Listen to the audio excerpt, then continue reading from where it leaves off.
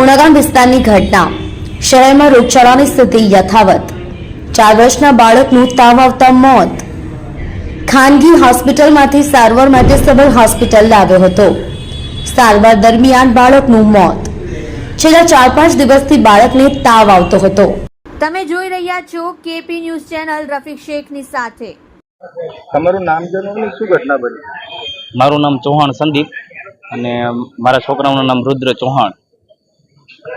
પહેલા પ્રાઇવેટ હોસ્પિટલમાં લઈ ગયા હતા. ત્યાંથી એમ કીધું કે સિવિલ હોસ્પિટલમાં લઈ જાઓ. 2 દિવસ એને તાવ આવતો હતો, એટલા માટે સવારમાં 2 ઉલટી થઈ લોહીની, એટલા માટે અમે પ્રાઇવેટમાં લઈ ગયા. તે પછી એને સિવિલમાં મોકલ્યા. બરોબર, અહીંથી મૃત જાહેર કર્યો છે. 4 વર્ષનો. નહીં, પહેલા તો કઈ બીમારી નહીં હતી, બસ આ 2 દિવસ તાવ આવ્યો એ જ બીમારી.